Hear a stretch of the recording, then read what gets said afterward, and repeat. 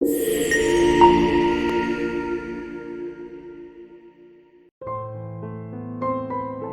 gue mikir ya, sekolah tuh sekarang masih tentang ilmu atau cuman tentang nilai? Soalnya jujur aja bro, makin kesini yang sering kedengaran bukan gua paham pelajarannya, tapi gua dapat nilai berapa. Kayak dunia pendidikan sekarang berubah jadi papan skor. Siswa berlomba dapat angka tinggi. Orang tua bangga kalau anaknya ranking.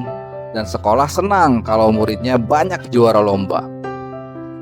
Tapi di balik itu semua, siapa yang masih benar-benar belajar buat ngerti, bukan buat nilai. Assalamualaikum, selamat datang lagi di Suaraku Ceritaku, podcast sederhana, tempat di mana cerita dan rasa nggak perlu disembunyikan. Kadang gue lihat anak sekolah sekarang sibuk banget. Ada les, ada tugas, ujian, hafalan, lomba, target. Kayak nggak ada jeda buat nafas. Padahal ilmu itu bukan cuman angka di kertas. Ilmu itu proses. Rasa ingin tahu, salah, belajar lagi, salah lagi, sampai akhirnya paham.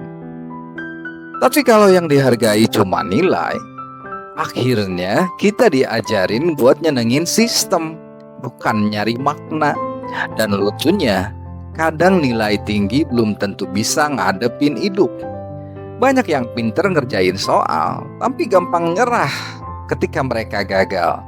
Karena dari dulu mereka nggak diajarin buat jatuh dan bangkit, cuma diajarin buat benar dan salah. Nah sekarang muncul program baru kayak MBG, makan bergizi gratis. Kalau dilihat dari niatnya, ini tuh keren banget. Negara hadir buat memastikan anak-anak nggak belajar dalam keadaan lapar. Karena jujur aja ya, gimana mau fokus belajar kalau perutnya aja belum diisi? Coba bayangin, anak-anak datang ke sekolah pagi-pagi, belum sempat sarapan karena orang tuanya sibuk, atau memang penghasilannya pas-pasan. Kadang cuma minum teh manis, kadang malah nggak makan sama sekali. Di tengah pelajaran, mereka ngantuk, nggak bisa fokus, bukan karena malas, tapi karena lapar. Dan itu realita yang banyak banget terjadi di negeri ini. Makanya, secara konsep, makan bergizi gratis ini tuh sebuah langkah besar. Karena gizi itu bagian dari pendidikan juga. Otak nggak bisa mikir kalau perut kosong. Dan tubuh nggak bisa tumbuh dengan baik kalau gizinya kurang. Anak yang sehat cenderung lebih bahagia, lebih semangat belajar, lebih percaya diri. Itu udah dibuktikan di banyak riset juga. Nutrisi yang cukup bisa ngaruh langsung ke kemampuan berpikir dan emosional anak. Tapi ya, yang bagus di atas kertas belum tentu bagus di lapangan. Banyak cerita bermunculan. Ada makanan yang basi, lauknya kurang higienis, bahkan di beberapa daerah sempat muncul kasus keracunan massal. Kadang yang bikin miris tuh bukan niatnya, tapi eksekusinya. Niatnya sih mulia, bantu anak sekolah lawan stunting, bikin generasi sehat. Tapi kalau pelaksanaannya setengah-setengah, hasilnya malah ngecewain. Kualitas bahan makanan gak diawasi, penyedia catering asal tunjuk aja, atau mungkin ada pihak yang lebih mikirin untung daripada tanggung jawab. Dan ini bukan cuman soal MBG aja. Ini kayak cermin dari banyak hal di negeri kita. Niatnya sih bagus, tapi jalannya sering belok-belok. Aturannya dibuat, tapi nggak diawasi. Uang digelontorkan, tapi nggak sampai ke tempat yang tepat. Padahal kalau dijalankan dengan benar, MBG bisa jadi salah satu program paling keren dalam sejarah pendidikan kita. Karena nggak cuma soal ngasih makan, tapi juga ngajarin anak-anak soal hidup sehat, soal kebersamaan, dan soal rasa syukur. Mereka bisa belajar menghargai makanan, nggak buang-buang makanan, dan tahu gimana rasanya berbagi. Itu nilai-nilai pendidikan yang sebenarnya yang nggak bisa diajarin lewat buku tulis. Jadi kadang gua mikir, masalah kita bukan dikurangnya ide, tapi dikurangnya ketulusan dalam mengeksekusi ide itu. Kita sering banget berhenti di slogan, lupa sama tanggung jawab di lapangan. Karena program sebaik apapun, kalau dijalankan tanpa hati, ya hasilnya cuma jadi proyek, bukan perubahan. Kalau kita tarik garis besar ya, sebenarnya sistem pendidikan kita ini kayak lagi kehilangan arah. Kayak kapal yang jalannya kenceng tapi kompasnya nggak jelas. Guru kejar administrasi, siswa kejar nilai, orang tua kejar ranking. Semuanya sibuk, semuanya bergerak. Tapi kadang lupa, kita mau bergerak kemana? Guru akhirnya lebih banyak ngurus laporan daripada ngobrol sama murid. Padahal hal sederhana kayak ngobrol 5 menit aja sama siswa yang kelihatan sedang murung atau sedang ada masalah bisa jauh lebih berarti daripada isi lembar observasi yang banyak sekali.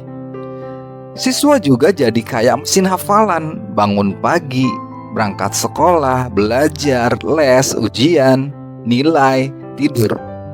Terus berulang setiap hari sampai akhirnya mereka lupa rasanya penasaran. Mereka lupa nikmatnya belajar karena ingin tahu, bukan karena takut remedial. Orang tua pun kadang tanpa sadar ikut menekan. Nilai kamu berapa? Jadi pertanyaan yang lebih sering keluar dibanding kamu bahagia nggak di sekolah. Padahal banyak anak yang sebenarnya berjuang keras, tapi nggak semua perjuangan bisa diukur dengan angka di rapor. Kadang gue pengen banget sekolah bisa balik ke esensinya lagi, tempat di mana anak diajarin buat berpikir, bukan cuman mengingat. Karena di dunia yang serba cepat kayak sekarang, kemampuan berpikir kritis itu jauh lebih berharga daripada hafalan yang besok bisa saja lupa. Bayangin kalau anak-anak diajarin buat nanya, kenapa bisa gitu? Bukan cuma jawaban apa yang benar. Mereka nggak cuma pinter di ujian, tapi juga bisa mikir saat hidup nggak ngasih mereka kunci jawaban. Sekolah juga seharusnya jadi tempat anak belajar berproses, bukan cuma berprestasi di atas kertas. Biar mereka ngerti kalau gagal itu bagian dari belajar.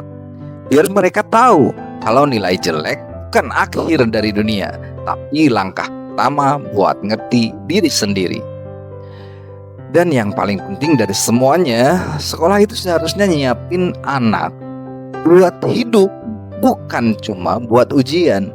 Karena ujian terbesar justru dimulai setelah mereka lulus. Gimana caranya bertahan ketika mereka gagal? Gimana caranya mereka bersikap ketika sukses? Gimana caranya menghargai orang lain meski berbeda pandangan? Hal-hal kayak gitu gak pernah ada di soal pilihan ganda, tapi selalu muncul di kehidupan nyata. Jadi kadang gue mikir, kalau pendidikan kita mau benar-benar maju, mungkin yang perlu kita ubah bukan kurikulumnya, tapi cara kita melihat manusia di dalamnya.